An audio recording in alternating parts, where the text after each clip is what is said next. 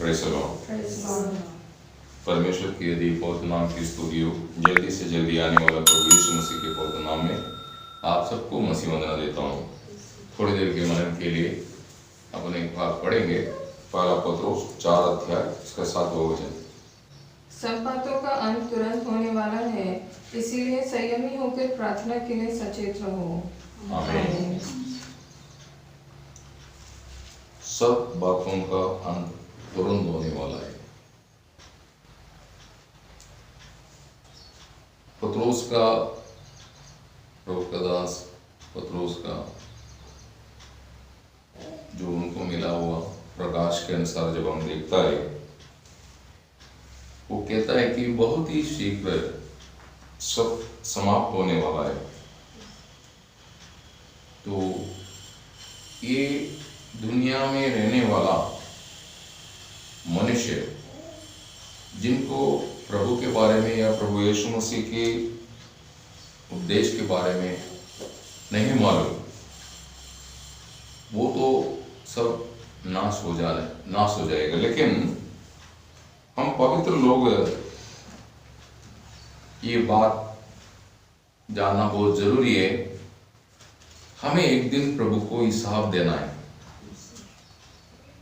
तो आप ये दुनिया में किस प्रकार मंडली जीवन बिताया या मसीह जीवन बिताया, उद्धार पाके मंडली जीवन में प्रवेश होने के बाद प्रभु के सहभागिता में जीवन बिताने के लिए आपको नियुक्त किया गया, तो आप किस प्रकार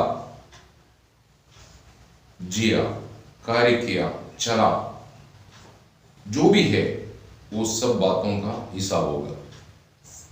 तो ना रोम उसकी 14 अध्याय उसका 12 वचन पढ़िए। इसलिए हम में से हर एक परमेश्वर को अपना अपना लेखा देगा। हाँ, इसलिए हम सब परमेश्वर को अपनी अपनी लेखा देना है। वहां पर आप एक दूसरे को मदद नहीं कर सकेंगे। अभी मदद कर सकता है लोगों को सुधारने के लिए, लोगों को जीवन में कोई भी गिरावट आया तो उन गिरावटों से बाहर निकालने के लिए सब आप हेल्प कर सकता है, मदद कर सकते हैं। लेकिन वहां पर नहीं होगा। आप व्यक्तिगत तौर पर प्रभु को हिसाब देना है, क्योंकि आपका बुलाहट व्यक्तिगत तौर पर है। इसलिए ये बात जानना है, मैंने तुम्हें नाम लेके पुकारा है। Praise the Lord. तो यही बात आप 2 कुरिन्थी 5 अध्याय 10 वचन में भी देखने को मिलता है। 2 कुरिन्थी 5 अध्याय उसकी 10 वचन। क्योंकि अवश्य है कि हम सबका हल मसीह के न्याय आसन के सामने खुल जाए, कि हर एक व्यक्ति अपने अपने भले बुरे कामों का बदला जो उसने देह के द्वारा किए हो पाए। आमीन। तो फाइनल वहां पर होगा। वहां पर हम लज्जित ना होना है। ये जो मंडली जीवन आपको प्रभु की कृपा से मिला है, उसको सही उपयोग करना, उसको सही इस्तेमाल करना और उसकी तैयारियां अच्छी रीति में आप करना चाहिए। ये आपका कर्तव्य है। इसके संबंध में पहला पत्रोस उसकी 4वां अध्याय में जो हमें दी गई ऐसा 8 बात है जिन बातों पर पवित्र लोग ज्यादा ध्यान देना चाहिए। ये बहुत जरूरी है। आप अपने जीवन में हर कार्य बाइबल में जो पवित्र लोगों के लिए दी है, इनमें से एक भी बात को आप दुर्लक्ष्य नहीं कर सकता है। इसलिए पवित्र शास्त्र अधिक ध्यान दे के मनुष्य सीखना चाहिए, समझना चाहिए, उसके अनुसार जीवन बिताना चाहिए, अपनी जीवन क्रमों को पूर्ण रीति में तैयार करना चाहिए। इसलिए वचन में लिखा, ये व्यवस्था या ये वचन जो दिन रात ध्यान करता है, वो एक धन्य मनुष्य बोलता है। ये बात आपकी जीवन में हमेशा याद रखना कि किसी रीति में ये वचन के साथ आप लापरवाही नहीं कर सकता। ये बात आपके जीवन में आप जानना है। तो ये जो 8 बातें, इसमें आप अधिक ध्यान देना, जिससे आपको तैयार होने के लिए अधिक सहायता मिलेगा। उसमें पहली बात है प्रार्थना। प्रार्थना एक क्रिस्ती जीवन में बहुत ही इंपॉर्टेंट विषय है। ये मंडली जीवन में प्रवेश हुआ पवित्र लोगों को दिया हुआ उपदेशों में 7 नींव का उपदेश जो कहते हैं उसमें से एक है प्रार्थना।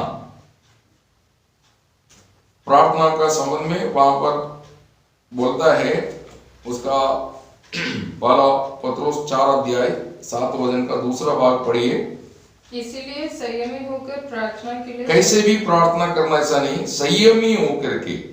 संयमी बोले तो सेल्फ कंट्रोल, मतलब बहुत धीरजबंद होकर के प्रार्थना करना चाहिए। आज अनेक लोग प्रार्थना को फटीक समझ लेते हैं या सांसारिक लाभ प्राप्त करने के लिए एक जरिया समझ लेते हैं। जैसे एक भिखारी होता है, उसको क्या है, लोगों का मन बहला करके उनसे पैसा वसूल करना है। उसके लिए वो कोई भी नाटक खेलेगा, मैं बहुत बीमार हूं, मैं बहुत थका हुआ हूं, मेरा कोई नहीं, मैं दरिद्र हूं, मेरे को रहने के लिए घर नहीं, कुछ नहीं। ये सब बात इसलिए प्रदर्शन करता है कि सामने वाला व्यक्ति उस पर प्रभावित होकर के उनको मदद करे। इस प्रकार अनेक क्रिस्ती लोग सोच लेते हैं कि प्रभु के सामने नाटक खेल के अभिनय करके प्रार्थना करेगा, प्रभु सुनेंगे और हमें मदद करेगा। ऐसा नहीं। प्रार्थना का महत्व जानना है, प्रार्थना कैसे करना चाहिए ये भी आप समझना चाहिए। एक शुद्ध हृदय से, समर्पित दिल से मैं किससे प्रार्थना करता, जो मुझे मेरे विचारों को, मेरी चाल चलनों को, मेरी उद्देश्यों को जानने वाले प्रभु को उपस्थिति में मैं प्रार्थना कर रहा हूं। वो प्रभु के सामने किसी प्रकार का भी कोई भी अभिनय या कोई भी ऐसा जो गलत बात छिपा नहीं जाता, सब प्रकट है। तो प्रार्थना ये दुनिया का कुछ लाभ प्राप्त करने के लिए नहीं, आपको प्रभु से मदद चाहिए या आपकी जरूरत है, वो प्रभु के सामने रखना कोई बुरी बात नहीं, परंतु आप लालच से नहीं मांगना। ऐसा मांगेगा तो आपकी प्रार्थना सुना नहीं जाएगा। ऐसा याकूब कहता है, याकूब 4:3 में कहता है, तुम प्रार्थना करता है परंतु मिलता नहीं। उसका कारण क्या है? उसका कारण क्या है? क्योंकि तुम बुरी इच्छा से मांगते हैं। तो इच्छा बुरी है। तो हम ये जानना है, हमारा कर्तव्य है मंडली का, परमेश्वर का सिद्ध और परिपूर्ण इच्छा क्या है वो जान करके आप उस बातों में आप सफलता प्राप्त करने के लिए आपकी प्रार्थना होना चाहिए। अभी एक बच्चा जब ग्रेजुएशन करता है तो उसको मालूम है उसको एग्जामिनेशन है, वो ग्रेजुएट सर्टिफिकेट हासिल करना है, तो उस बातों में प्रथम ध्यान देते हुए वो पढ़ाई में अधिक मन लगाता है, उसके लिए ट्यूशन लगाता होगा, जो भी है उसकी सब्जेक्ट को मद्देनजर रखते हुए वो पढ़ाई में ध्यान देता है। जो सब्जेक्ट उसको दिया वो सब्जेक्ट में उसको पूर्ण रीति में पास मार्क होना चाहिए। और कई बच्चे सोच लेते हैं मेरे को रैंक लिस्ट में आना चाहिए, तो उसके लिए मेहनत करता है, तो वो बाकी विषयों में ध्यान नहीं देता। इसी मुताबिक परमेश्वर का परिपूर्ण और सिद्ध इच्छा क्या है ये जान करके उसी विषय में आप अधिक महत्व दे करके प्रार्थना करना चाहिए। लेकिन आज अनेक प्रार्थना देखते समय पर ऐसा एक सही दर्शन के साथ प्रार्थना नहीं करता है, इस कारण उनमें आत्मिक उन्नति नहीं होता है और उनकी प्रार्थना वो थकने लगते हैं। वो 1 हफ्ता करेगा या 2 हफ्ता करेगा या ज्यादा से ज्यादा 1 महीना बहुत उत्साह से प्रार्थना करेंगे, फिर धीरे धीरे प्रार्थना बंद हो जाता है। उसका कारण क्या है? वो जिस उद्देश्य से प्रार्थना कर रहे हो उस उद्देश्य में उनको सफलता नहीं मिल रहा है। तो ऐसा क्यों होता है? आप परमेश्वर के उद्देश्य को या इच्छा को नहीं जाना, नहीं समझा और उसको धारण नहीं की, और आप अपनी इच्छा को, अपनी उद्देश्य को धारण कर दिया और प्रभु से आप एक युद्ध कर रहा है। प्रार्थना युद्ध जरूर है, लेकिन आप उस समय ये बात जानना है कि आप प्रभु की उपस्थिति में प्रार्थना करते समय पर मुख्य विषय क्या होना चाहिए। Praise the Lord. तो प्रार्थना पवित्र लोगों की जीवन में बहुत ही मुख्य एक विषय है, और वो बात प्रभु करता था और प्रभु ने दिया हुआ आदर्श भी है। और प्रभु की जीवन की सेवकाई में जब प्रभु यीशु मसीह बपतिस्म लेके पानी से बाहर आने के बाद पहला उसने प्रार्थना की सेवकाई में प्रवेश होने से पहले। उसके बाद बीच में आप देखते समय पर यीशु मसीह सवेरे प्रार्थना करता था, रात भर प्रार्थना करता था। सेवकाई के बाद प्रभु जाकर के पहाड़ में बैठ करके प्रार्थना करते थे। इसके अलावा प्रभु किसी व्यक्ति को चंगाई देने के लिए या किसी कोई भी और सेवा करना है तो उससे पहले प्रभु प्रार्थना करने के बाद ही वो सेवा करता था। तो यीशु मसीह ने किया, और यीशु मसीह में जो आदर्श है वो एक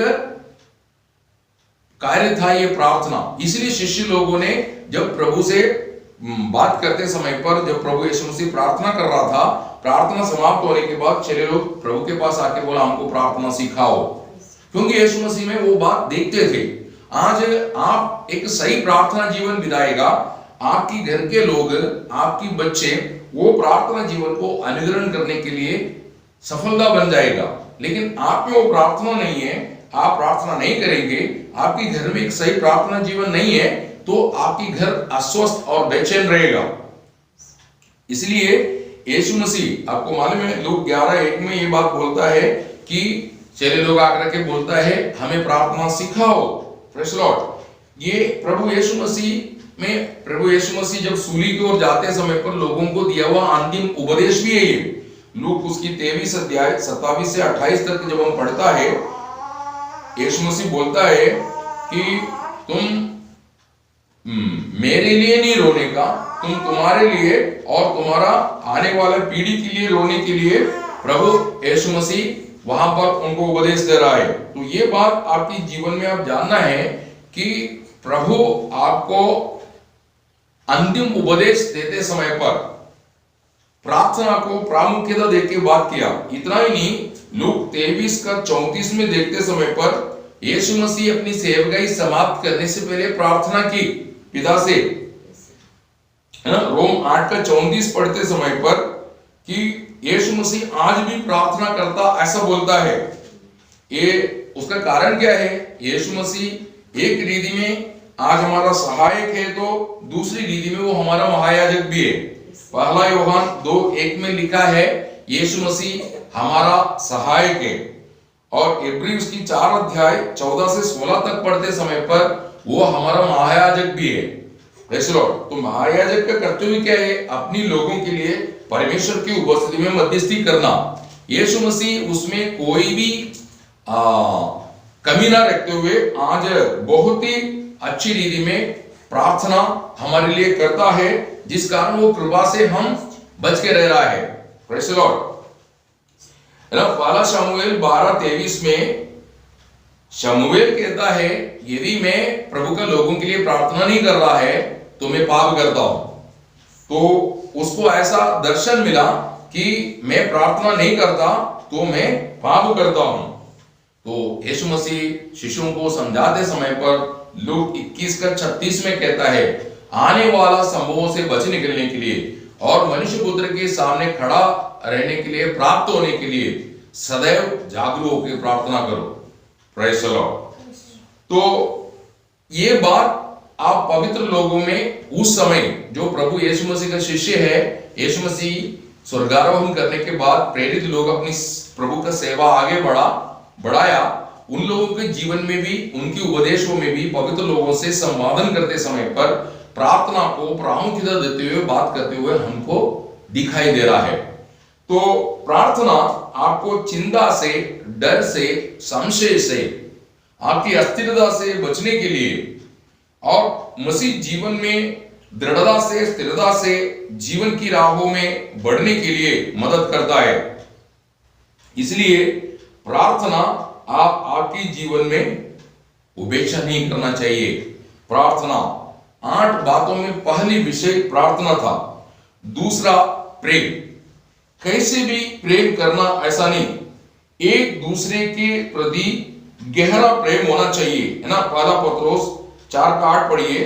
सब में श्रेष्ठ बात यह है कि एक दूसरे से अधिक प्रेम रखो। अधिक प्रेम रखो, एक दूसरे से अधिक प्रेम रखो, है ना। ये बात आप आत्मा में समझ करके उसके संबंध में जब पत्रोस जब बोलता है कि उसका पहला अध्याय, पत्रोस का पहला अध्याय, उसकी 22 वचन पढ़िए, 22 वचन। अतः जबकि तुमने भाईचारे की निष्कपट प्रीति के निमित्त सत्य के मानने से अपने मनों को पवित्र किया है, तो तन मन लगाकर एक दूसरे से अधिक प्रेम रखो। आमीन। आज मंडली में ये बात जो मिलना चाहिए नहीं है, मंडली में वो बात बहुत कम हो चुकी है। जैसे एफिसोस मंडली को आलोचना देते समय पर प्रभु ने बोला तुम्हारा पहला सा प्रेम तुमने छोड़ दिया, बोलता है। तो आज लोगों का प्रेम उतर रहा है। ये अंतिम दिनों का एक लक्षण है कि प्रेम उतरेंगे। जैसे प्रेम करना चाहिए वैसा प्रेम नहीं कर पाएगा। ये आत्मा का व्यापार या आत्मा में प्रभावित होकर के जीवन बिताने वाला वो बात लोगों में कम हो गया, और लोग आत्मा से बहकर के शरीर में आ गया, और एक शरीर में रह करके या पुराना मनुष्यत्व में आश्रय करके या उसमें होकर के वो क्रिश्चियन लाइफ मसीह जिंदगी जी रहे। इसलिए वो पहले जैसे जो प्रेम करना चाहिए वो प्रेम नहीं कर पाता है। तो प्रेम तुम्हारा नष्ट नहीं होना चाहिए। आज आप एक दूसरे के प्रति जो आपका प्रेम है, वो प्रेम किस प्रकार का प्रेम है इसके बारे में देखो। यीशु मसीह का प्रेम वो बात बोलता है कि उन्होंने हमसे निष्कलंक और निष्कपट निस्वार्थ प्रेम किया है। इस प्रकार का प्रेम मंडली जीवन में होना चाहिए। जब उसने हमारे लिए अपने आप को दे दी, तो तुम भी अपनी प्राण अपनी भाई बहनों के लिए देना चाहिए। तो अपना प्राण से बढ़कर के हम लोगों से प्रेम करना चाहिए। लेकिन आज मंडली में किसी रीति में वो प्रेम नहीं है। किसी के प्रति किसी को थोड़ा ज्यादा है, किसी के प्रति किसी को थोड़ा कम है। इस प्रकार प्रेम बांट दिया। प्रेम ऐसे नहीं बांटना चाहिए, क्योंकि सब मसीह में है, तो सबके प्रति एक निष्ठापूर्ण प्रेम हमको रखना चाहिए। आज ऐसा अगर प्रेम आप नहीं कर पा रहे, तो आप आत्मा में नहीं है। आत्मा में है तो आप सही रीति में संपूर्ण दिल से आप प्रभु से भी और प्रभु के लोगों से भी प्रेम करेंगे।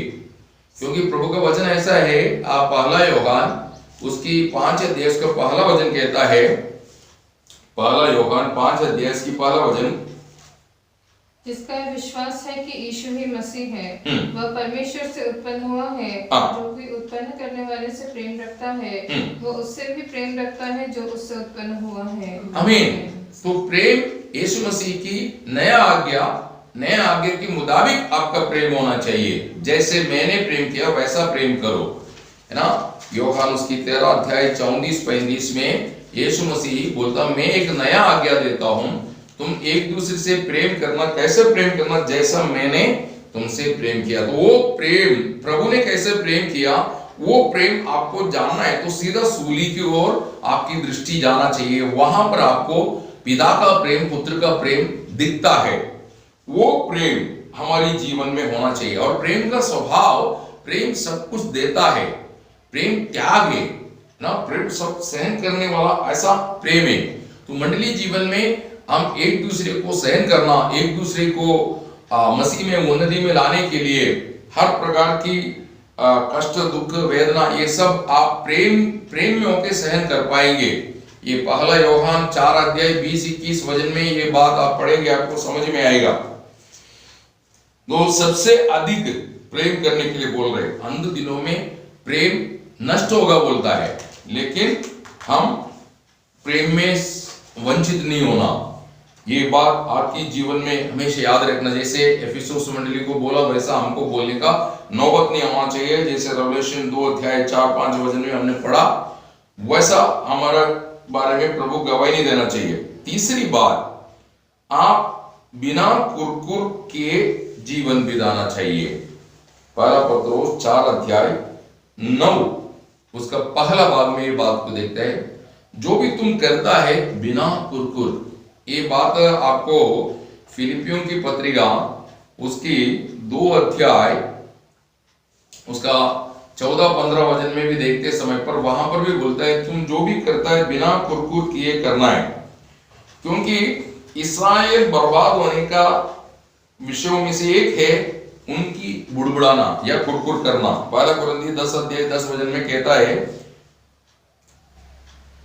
कुरकुर करना। इसके बारे में पुराना नियम में जाएगा तो आपको ये बात देखने को मिलेगा। निर्गमन की पुस्तक एक्सोडस उसका 16 अध्याय 7 वचन उसका 8, 9, 10 ये भाग पढ़ेंगे तो मूसा इस्राएल को समझाता है कि तुम्हारा बुड़बुड़ाना या तुम्हारा कुरकुर प्रभु ने सुन लिया, ऐसा बोलता है ना। आप गणना की पुस्तक उसकी 14 अध्याय 26-27 वचन पढ़ते समय पर आपको क्लियर समझ में आता है परमेश्वर को ऐसा बात बिल्कुल पसंद नहीं, प्रभु को क्रोध आता है। और गणना की पुस्तक 14 अध्याय 30 वचन यहां पर भी आप ये बात देखने को मिलता है। तो प्रभु नफरत करने वाला एक स्वभाव है कुड़कुड़। आपको मालूम है कुड़कुड़ का अर्थ क्या है कि सामने वाले व्यक्ति को समझ में ना आए ऐसा एक दूसरे के बीच में बात करना, इसको है। अभी 2 व्यक्ति आपस में बात कर रहे, तीसरे व्यक्ति को समझ में नहीं आ रहा है, वो बात को कुड़कुड़ कहता है। तो इस्राएल इस प्रकार कुड़कुड़ करता था कि हमको इधर लाके फंसा दिया, पानी नहीं, खाना नहीं। मिस्र में कितना अच्छा खाना खाता था, जबकि उन लोग लोहे की भट्टी में या इतनी गुलामी में इतनी परेशानी में थे। जो लोग प्रभु से इतना रो के प्रार्थना की, रोया हमको छुड़ा लो, हम ये गुलामी में बहुत तकलीफ में हैं, ऐसा उन लोग प्रभु को बस में रोता था। और प्रभु मूसा को बोलते हैं मैं मेरी लोगों का कष्ट को देखा, ऐसा 2 बार बोलता है। तो इतनी कष्टदा में, इतनी पीड़ा में जीवन बिताने वाले लोगों को प्रभु ने बहुत अद्भुत रीति में छुड़ा करके उनको लाल सागर पार करा के मरुभूमि सफर में लेके आया। तो वो प्रभु के आभार व्यक्त करके उसकी अधीन होकर जीवन बिताने की बजाय उन्होंने क्या कर दी, उनको जो नहीं मिला ये बातों के लिए कुरकुर करने लगे। आज हमको जो मिला है उसके प्रति हम धन्यवाद नहीं देता, जो नहीं मिला उसके प्रति हम कुरकुर करते हैं। कभी नहीं, ऐसा नहीं होना चाहिए। प्रभु का वचन में कहता है कि तुम क्या करना चाहिए, प्रार्थना कैसे करना चाहिए। पहले प्रभु ने आपकी जीवन में क्या किया उसके लिए धन्यवाद करो, उसके बाद आपकी मांग प्रभु को मसीह में रखो, तो मसीह यीशु में तुम्हारा हृदय को प्रभु सुरक्षित करेगा बोलता है ना। आप फिलिपियन उसकी 4 अध्याय 6-7 वचन पढ़िए।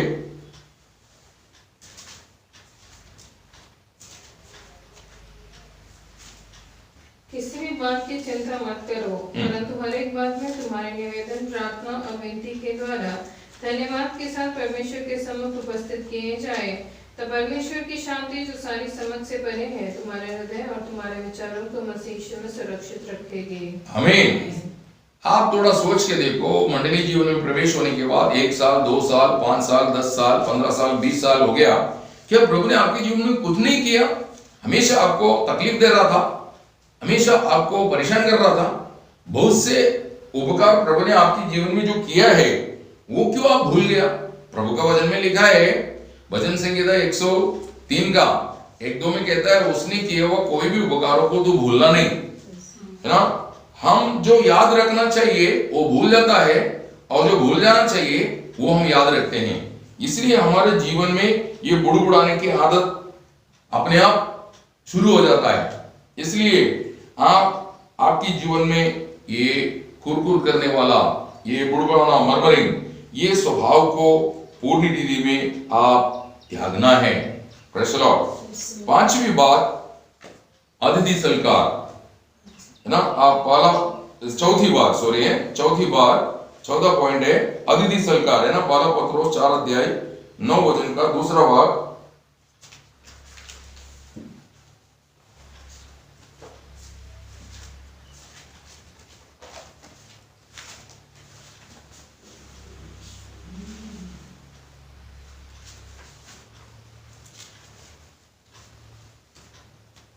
बिना कुड़कुड़ाए एक दूसरे का अतिथि सत्कार करो। हाँ, अतिथि सत्कार।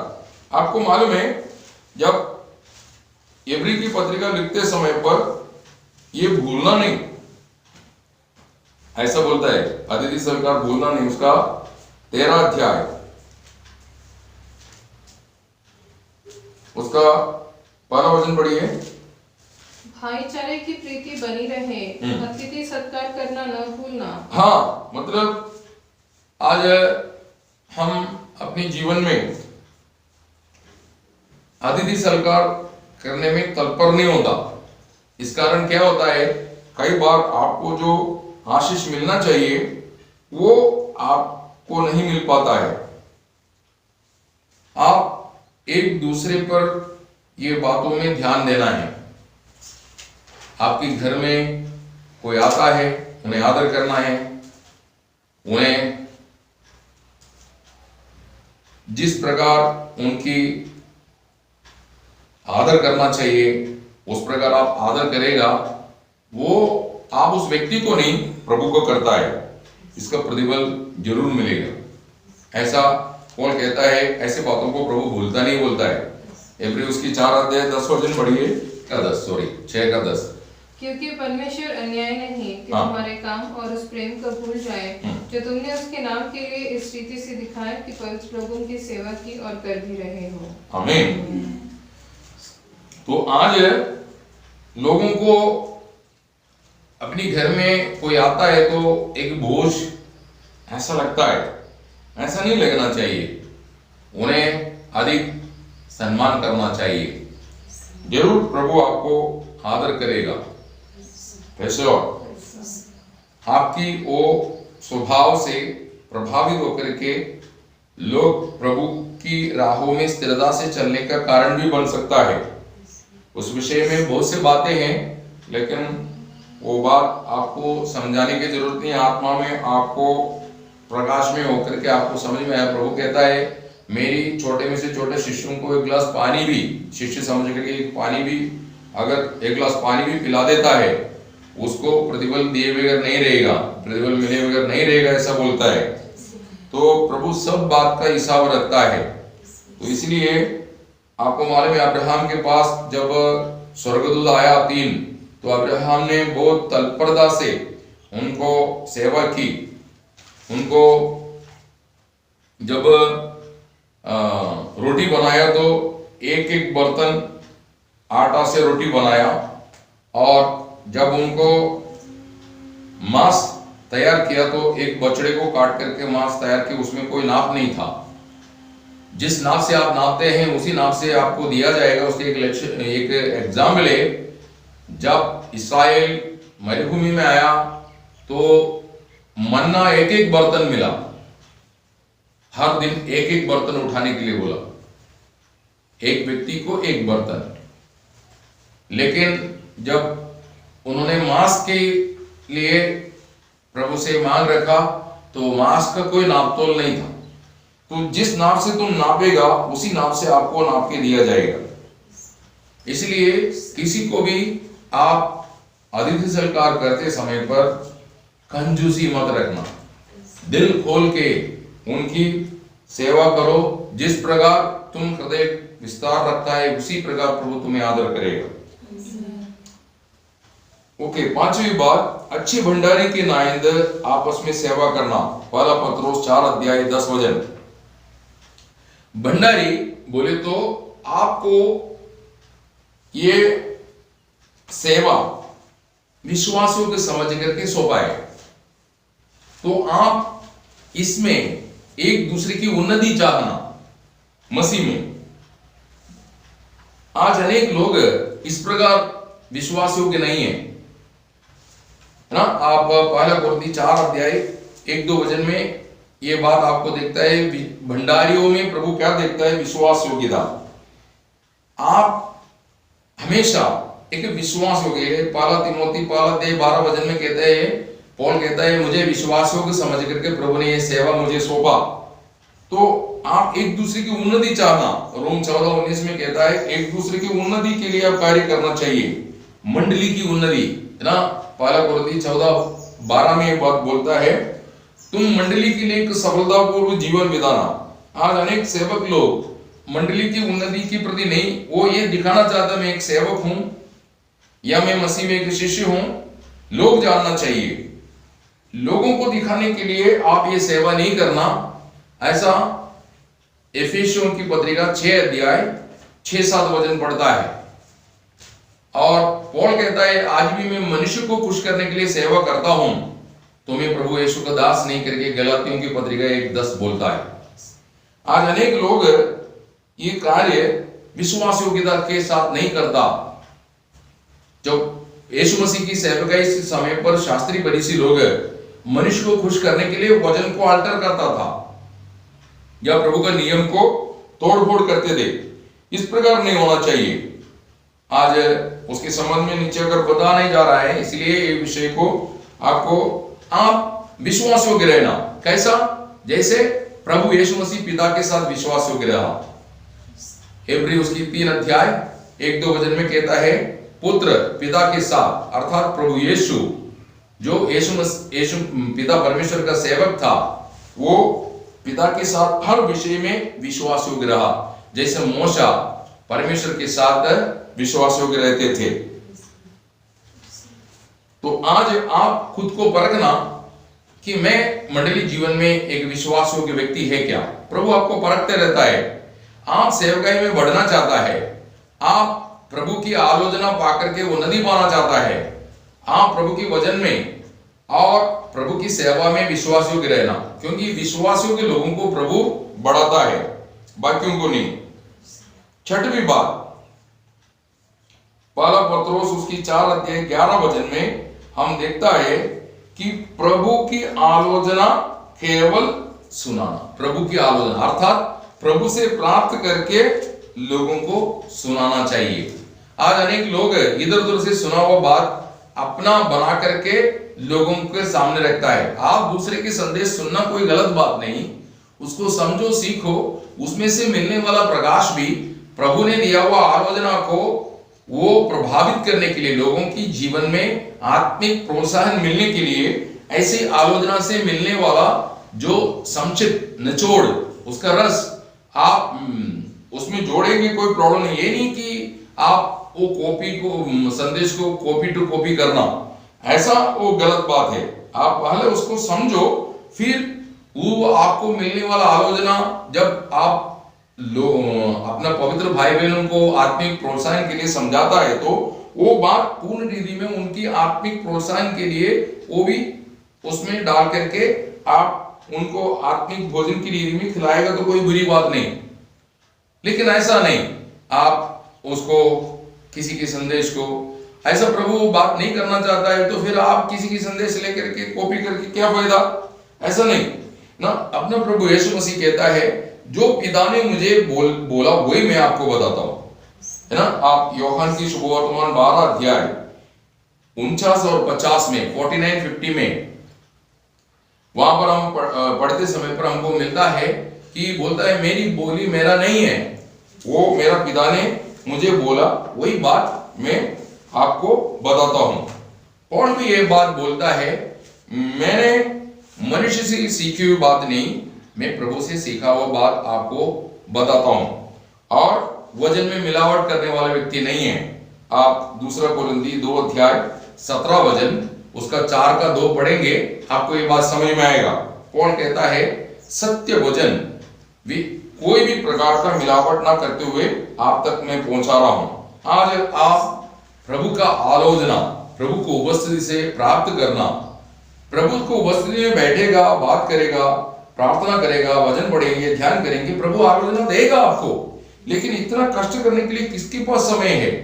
लोग इंटरनेट में बैठता है, नहीं तो किसी प्रकार का संदेश को सुनते रहते हैं और वो सुन के उसमें वही संदेश को कॉपी करके देता है, वो गलत है। अगर आपको ऐसा कॉपी करना है तो आप बोलना फलाना प्रभु का दास ने दिया हुआ संदेश है, मैं आपको ये बात बताना चाहता हूं। ये नहीं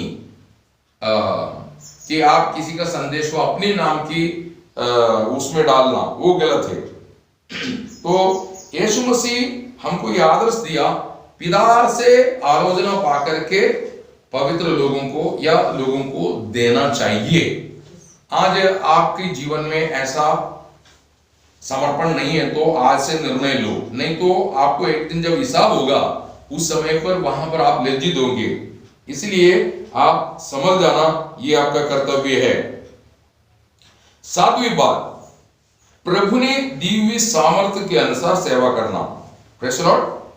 पहला पत्रोस 4:11 का दूसरा भाग, मतलब आपका कोई भी सामर्थ्य आप इसमें इस्तेमाल नहीं करना। ऐसा लोगों को प्रभु एक्सेप्ट नहीं करेंगे। ये लोगों को यदि आप देखना है, आप मत्ती की शुभवर्तमान 7वां अध्याय उसका 22-23 वचन पढ़ेंगे। कुछ लोग वहां पर सेवा किया, प्रभु यीशु के नाम पर सेवा की, वो सेवकाई को प्रभु एक्सेप्ट नहीं कर रहा है। उनको नाम दे रहे कुकर्म करने वाला। उन्होंने जो प्रभु के सामने बोल रहे वहां पर कोई गलत कार्य उन्होंने किया नहीं। उन्होंने बोला हम आपके नाम पर प्रभु, हमने आपके नाम पर संदेश दिया, दुरात्मा को निकाला, बड़ी बड़ी आश्चर्य कर्म किया। लेकिन प्रभु बोलता है, हे कुकर्म करने वालों, मेरे सामने से निकल जाओ, क्योंकि मैं तुम्हें नहीं जानता, है ना। अनाचार करता, ऐसा बोलता है। वो दोनों वचन पढ़िए। उस दिन बहुत से लोग मुझसे कहेंगे, हे प्रभु, हमने तेरे नाम से भविष्यवाणी नहीं की, और तेरे नाम से दुष्ट आत्माओं को नहीं निकाला, और तेरे नाम से बहुत आश्चर्य कर्म नहीं किए। तब मैं उनसे खुलकर कह दूंगा, मैंने तुमको कभी नहीं जाना। हे कुकर्म करने वालों, मेरे पास से चले जाओ। हाँ, मंडलीय जीवन में प्रवेश हुआ आप व्यक्तिगत तौर पर प्रभु के लिए इस्तेमाल होना चाहिए। आपकी बुद्धि की प्रयोग नहीं करना, आप किसी प्रकार की लुभाने वाला शब्द को या ज्ञान को उपयोग नहीं करना, क्योंकि वो सब में शैतान की अंश है। ना पौल कहता है, पहला कुरिन्थी उसकी 2:4-6 पढ़ते समय पर पौल कहता है, मैंने जो सेवा, मतलब सत्य सुवार्ता तुम्हें समझाने के लिए दुनिया का ज्ञान का प्रयोग नहीं किया, मनुष्य की ज्ञान का प्रयोग नहीं किया। मनुष्य में से भी जो श्रेष्ठ है, जो प्रभु लोग कहते हैं, उनका भी ज्ञान का प्रयोग नहीं किया, ऐसा बोलता है। मेरा उद्देश्य, मतलब पौल कहता है, मेरा उद्देश्य तुम्हारा दिल को वशीकरण करना ये नहीं, तुम्हारी हृदय में प्रभु का वचन बोलना, ये उद्देश्य है ना। वो वचन पढ़िए, पहला कुरिन्थी 2:4-6। और मेरे वचन और मेरे प्रचार में ज्ञान की लुभाने वाली बातें नहीं, परंतु आत्मा और सामर्थ का प्रमाण था, इसीलिए कि तुम्हारा विश्वास मनुष्यों के ज्ञान पर नहीं, परंतु परमेश्वर की सामर्थ पर निर्भर हो। फिर भी सिद्ध लोगों में हम ज्ञान सुनाते हैं, परंतु इस संसार का और इस संसार के नाश होने वाले हाकिमों का ज्ञान नहीं। हाँ, प्रेज़ द लॉर्ड। क्यों मालूम है? ये संसार में बहुत बड़ा ज्ञानी है, तो भी उन्होंने प्रभु यीशु मसीह को समझा नहीं। इसलिए पौल बोलता है, अगर प्रभु यीशु मसीह को उन लोग समझा होता तो उनको सूली पर नहीं चढ़ाता। तो जो ज्ञान उनमें है, वो ज्ञान उनको प्रभु यीशु मसीह को समझने के लिए मदद नहीं की। वो ज्ञान की सहायता से आज जो सेवा करने वाला लोग, लोगों का मन प्रभावित करने के लिए वो कर रहे, लेकिन उन्होंने भी शायद यीशु मसीह के उद्देश्य नहीं समझा, पिता ने पुत्र को क्यों ये दुनिया में भेजा। Praise the Lord.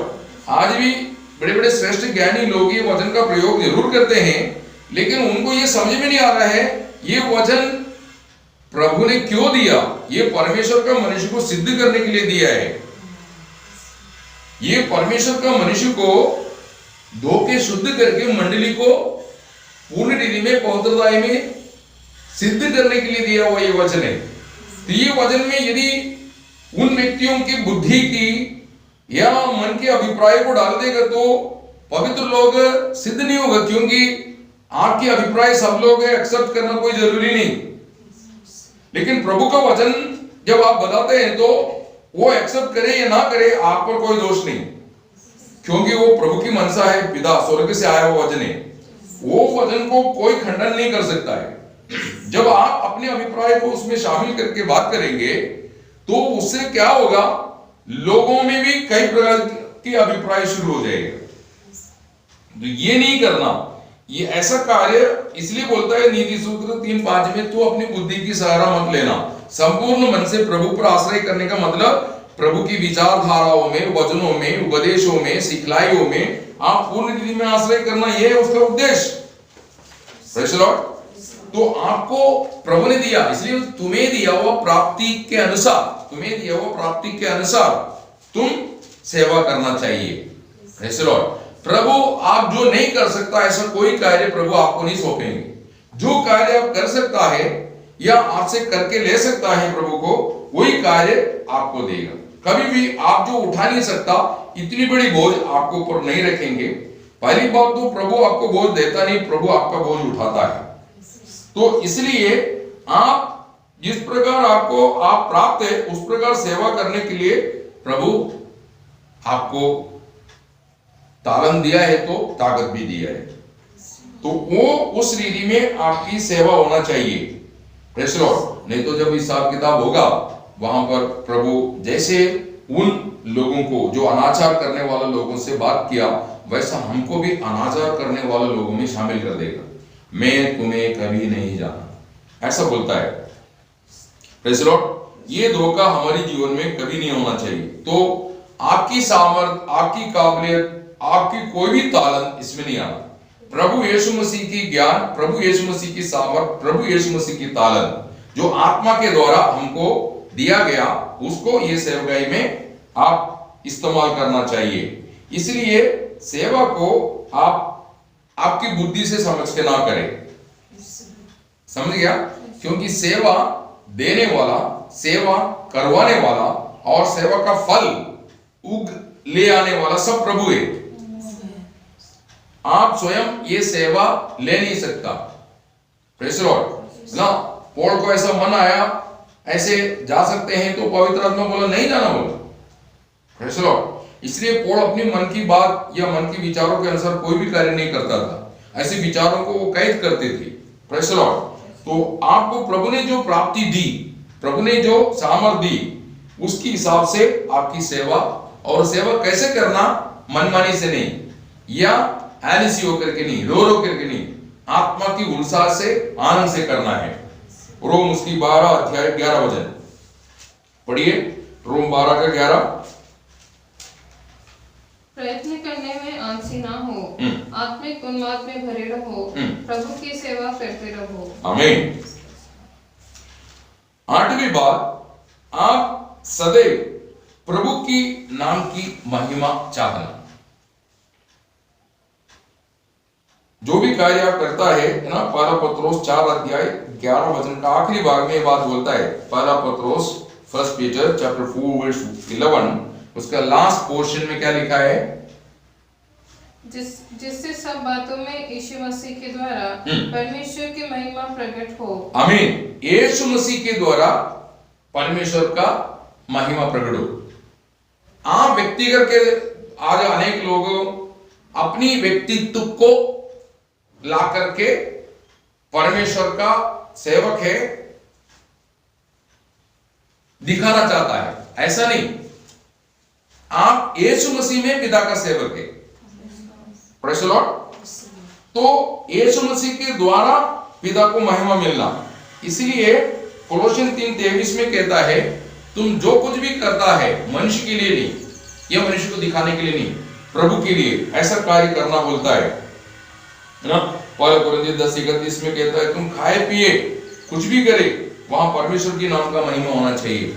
इसलिए पवित्र लोग खाना खाते समय पर भी, और जो पवित्र लोगों के घर में खाना बनाते समय पर भी, पवित्र लोगों के घर पे अनाज या कोई भी चीज आते समय पर भी उसके लिए धन्यवाद देना। प्रभु ये चावल दिया, ये गेहूं दिया, ये सब्जियां दी उसके लिए धन्यवाद। जब खाना बनाते समय पर इसको बनाने के लिए आपने मेरी मदद कर रहा है उसके लिए धन्यवाद। खाते समय पर प्रभु कितने लोग भूखा है लेकिन उन्हें मुझे आज तक समृद्धि में रखा उसके लिए धन्यवाद। ये पवित्र लोगों का कर्तव्य है, लेकिन आज अनेक लोग ये बात का कार्य नहीं करते। हाँ, हर बात के लिए प्रभु को धन्यवाद देना चाहिए, है ना। प्रभु का वचन में देखते समय पर बोलता है होठों का फल जो धन्यवाद का भेंट निरंतर चढ़ाते रहो, ऐसा बोलता है। उसकी 13 अध्याय उसका 8 वचने आप पढ़िए। एप्रिल 13 का 8, सॉरी 13 का 15 है, सॉरी 8 नहीं 15।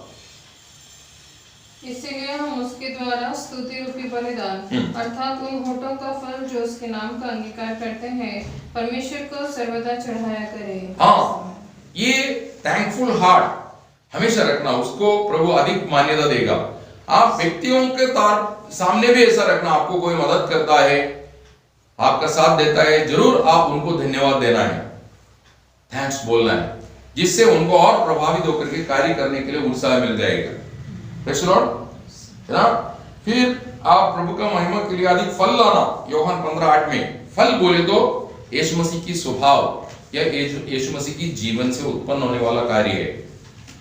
आज अनेक लोगों में मसीह का स्वभाव नहीं, वो अपनी प्रेम, अपनी दया, अपनी करुणा, अपनी भलाई ये सब प्रदर्शित करना चाहता है। पिता जानता है ये कहां से आ रहा है।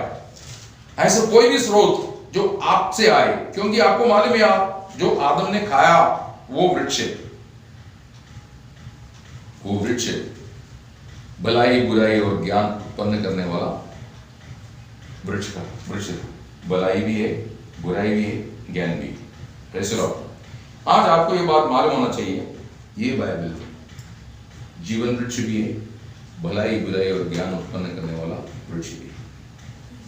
आप कैसे खाते हैं ये आपके ऊपर निर्भर है, और लोग खिलाते समय पर भी कैसे खिलाता है उसकी रिजल्ट आएगा। जो जीवन के वृक्ष के खिलाएगा उनमें जीवन के वृक्ष का कार्य बढ़ते जाएगा। अगर इसमें से ज्ञान भलाई सब ऐसा कुछ कार्य को करके अपनी तजुर्बा बड़ा दिखाना चाहता है, वो बात वैसे लोगों में भी दिखाई देगी। Praise the Lord. तो ध्यान रखे, इसलिए पौल कहता है कि मैं सूली पर चढ़ाया हुआ प्रभु यीशु मसीह के प्रचार करता हूं, मैं उसी की ध्यान करता हूं और उसी की महिमा के लिए मेरी जीवन है। Praise the Lord. तो आप ऐसा गलत कार्य कभी ना करें। Praise the Lord. चौथी बात, मतलब ये परमेश्वर की महिमा के लिए पहली बात अच्छी मन से करना चाहिए। दूसरी बात, आप खाते पीते जो भी करें प्रभु का महिमा के लिए करना चाहिए। तीसरी बात, अधिक फल लाना चाहिए जिससे पिता का महिमा होगा। चौथी बात, 1 थिस्सलुनी 2:10-12 एक अच्छा आदर्शपूर्ण जिंदगी आप बिताना है प्रभु का महिमा के लिए। क्योंकि आपको अभी जैसे यूसुफ फरो के सामने खड़ा हो गया, स्वप्न का व्याख्या की, तो फरो बोलता है कि ये बात कोई कर नहीं सकता, इसमें परमेश्वर की आत्मा इसलिए किया। लेकिन यूसुफ खुद को प्रभावित ना करते हुए वो बोलता है स्वप्न का व्याख्या परमेश्वर का कार्य है, मैं नहीं कर सकता।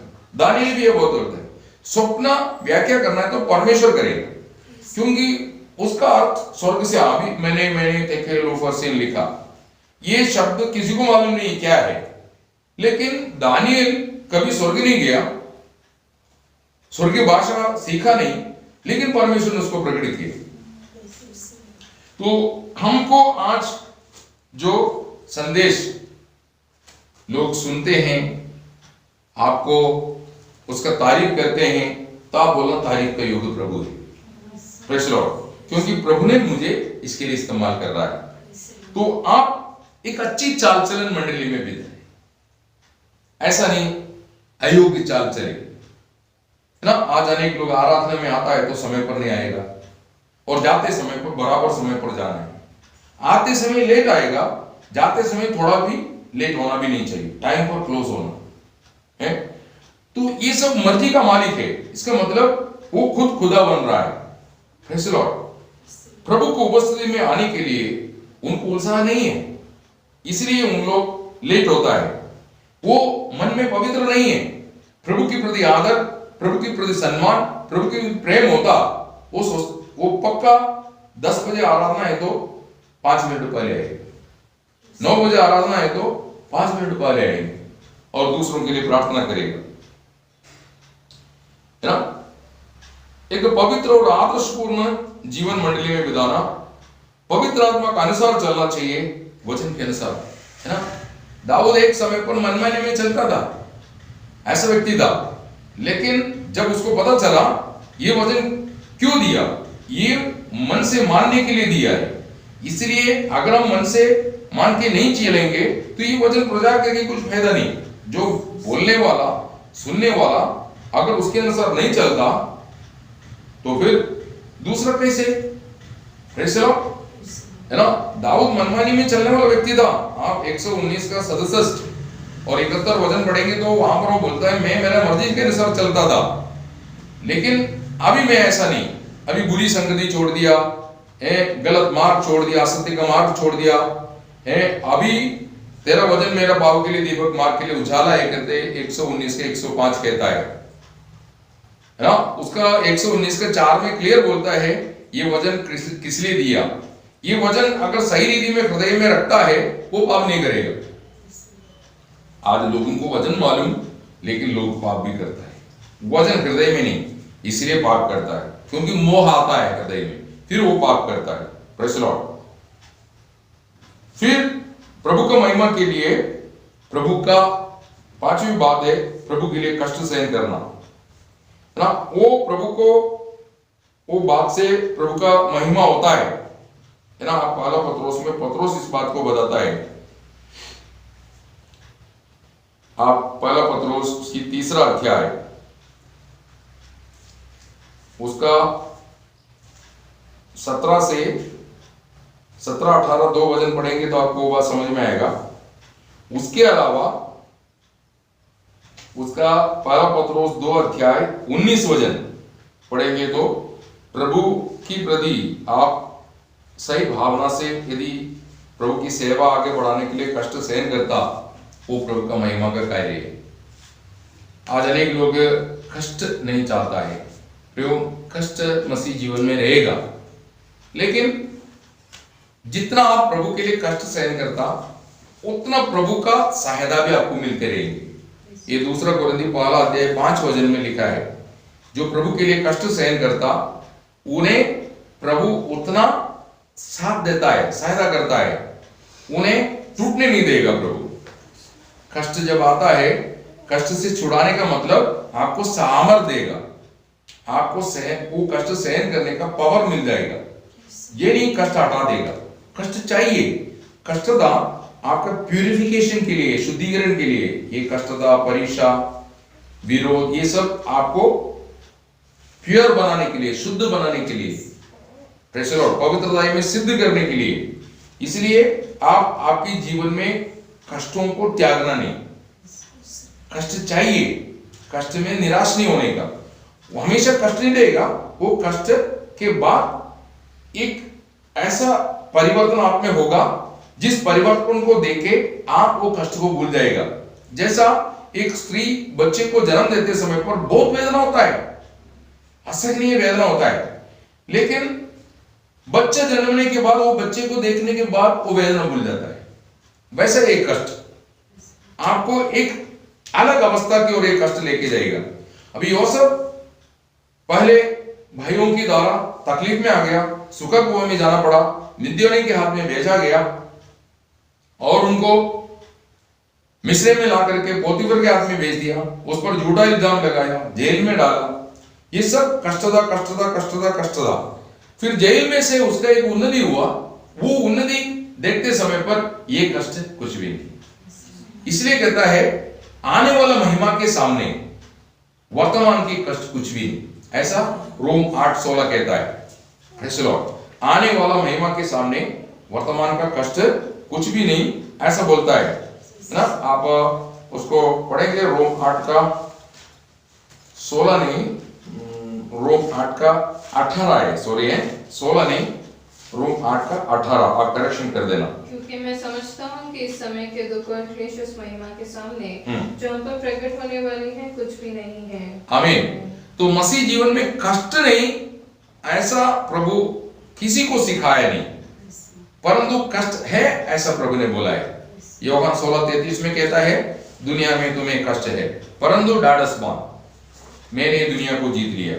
तो जो भी कष्ट आपकी जीवन में आता है वो कष्ट प्रभु जाने बगैर नहीं आता है। अगर प्रभु जाने बगैर नहीं आता, वो कष्ट प्रभु की अनुमति से आता है, उससे आपका भलाई होना है, बुराई कभी नहीं होगा। Praise the Lord. इसलिए वो कष्ट के प्रति दुखी निराश कभी नहीं होना। तो प्रभु का आगमन जैसे जैसे निकट होता है वैसे वैसे ये कष्टता भी बढ़ेगी, कम नहीं होंगे। वो शारीरिक हो, मानसिक हो, सामाजिक हो, मंडली से किसी भाई बहन के द्वारा हो, तो भी आप निराश नहीं होने का, अपने साहस नहीं छोड़ने का। प्रभु वचन क्या कहता है? इब्री उसकी 10 अध्याय उसका 36 वचन में से हम पढ़ते समय पर पढ़िए। क्योंकि तुम्हें धीरज धरना आवश्यक है ताकि परमेश्वर की इच्छा को पूरी करके तुम प्रतिज्ञा का फल पाओ। क्योंकि अब बहुत ही थोड़ा समय रह गया है जबकि आने वाला आएगा और देर न करेगा। पर मेरा धर्मी जन विश्वास से जीवित रहेगा और यदि वह पीछे हट जाए तो मेरा मन उससे प्रसन्न न होगा। हाँ, ये कष्टता के समय पर पता चलता है कौन सही क्रिस्ती है। जो खरा क्रिस्ती, जो सही क्रिस्ती है, वो कष्टता में बना रहता है। लेकिन जो वास्तव में मसीह का जीवन प्राप्त नहीं किया और जीवन में उन्नति नहीं पाया, वो लोग ऐसी कष्टताओं में, विरोधों में वो चंचल होके पीछे हट जाएंगे। Praise the Lord. तो प्रभु ऐसा नहीं चाहता है। तो ये कष्टता में आप कैसे होना चाहिए? आनंदित होना, आनंद से सहन करना। पौल बोलता है, जब प्रभु ने उससे बातचीत की, आप उसको समझना है तो 2 कोरिन्थी 12 अध्याय उसकी 7 से लेकर के 10 तक पढ़ना। इसीलिए कि मैं प्रकाशों की बहुतायत से फूल न जाऊं, मेरे शरीर में एक कांटा चुभाया गया, अर्थात शैतान का एक दूत कि मुझे घूंसे मारे ताकि मैं फूल न जाऊं। इसके विषय में मैंने प्रभु से 3 बार विनती की कि मुझसे यह दूर हो जाए, पर उसने मुझसे कहा, मेरा अनुग्रह तेरे लिए बहुत है, क्योंकि मेरी सामर्थ्य निर्बलता में सिद्ध होती है। इसीलिए मैं बड़े आनंद से अपनी निर्बलताओं पर घमंड करूंगा कि मसीह की सामर्थ्य मुझ पर छाया करती रहे। इस कारण मैं मसीह के लिए में और निंदाओं में और दरिद्रताओं में और उपद्रवों में और संकटों में प्रसन्न हूँ बोलता है। समझेगा? वो दुखी होके सब कष्ट सहन करता है, ऐसा नहीं। Praise the Lord. तो प्रभु का महिमा यदि हम पवित्र लोगों से होना चाहिए तो पहली बात, आप जो भी कार्य करता है मैं प्रभु के लिए करता हूँ, ये समझ के करना चाहिए। दूसरा, आप खाते पीते जो भी कार्य करता है वो भी प्रभु का महिमा के लिए करना है। फिर सर्वदा आप अधिक फल आप में हो, इस प्रकार मसीह में बना रहे। और चौथा कि आपका चाल चलन, आदर्श, गवाही अच्छा होना चाहिए। पांचवा, हमने देखा प्रभु के लिए आनंद से कष्ट सहन करना। तो आप एक दिन, ये सब प्रभु का सिखलाई है, इसकी हिसाब होने वाला है। तो आप प्रभु के सामने आदर पूर्वक, सम्मान पूर्वक, महिमा धारण करके, प्रभु की तेजोमय मंडली बन करके आप प्रभु के साथ हमेशा रहने के दर्शन आपको है। तो इन बातों में अधिक ध्यान देना चाहिए। तो सबकी बात सबके अंदर तुरंत होने वाला है, सब बातों का अंदर तुरंत होने वाला है। तो हमने 8 बात को देखा। पहली बात, आपकी प्रार्थना जीवन सुशक्त करो। दूसरा, आप एक दूसरे के प्रति अधिक प्रेम करो। तीसरा, बिना कुड़कुड़ाए सब कार्य आनंद से करते रहना। चौथा, अतिथि सत्कार भूलना नहीं। पांचवा, अच्छी भंडारी के नायंदर आपस में सेवा करना है। आपको मालूम है, ये हम एक दूसरे के अंग, एक अंग दूसरे के विरुद्ध में कभी नहीं जाता है।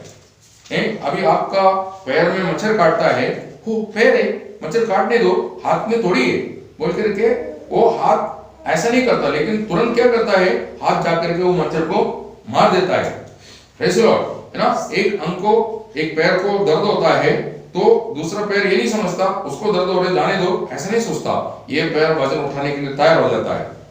तो इस प्रकार होना, एक दूसरे का सेवा करना ऐसा बोलता है। प्रभु की आलोचना, प्रभु से पाया हुआ आलोचना आप लोगों तक पहुंचाना चाहिए, मंडली को आत्मिक उन्नति के लिए। सातवीं बात, आपको दिया हुआ प्राप्ति, आप अपना कुछ भी इस्तेमाल ना करें, प्रभु ने आपको जो सामर्थ देता है इसलिए आपको रोज वो सामर्थ में बढ़ना चाहिए, उस स्वर्गीय ज्ञान में बढ़ना चाहिए, इसलिए बोलता है प्रभु ने दिया प्राप्ति के अनुसार आप सेवा करना चाहिए। 8वीं बात, हमेशा प्रभु का नाम की महिमा करते रहना चाहिए, ऐसे स्वर्ग चाहता है। तो प्रभु इन वचनों से आप सबको भरपूर आशीष दे।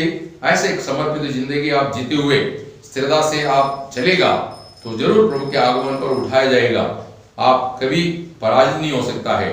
पहला पुनरुत्थान में पक्का आप भी भागीदार हो जाएंगे। प्रभु आप सबको भरपूर आशीष दे। आमीन।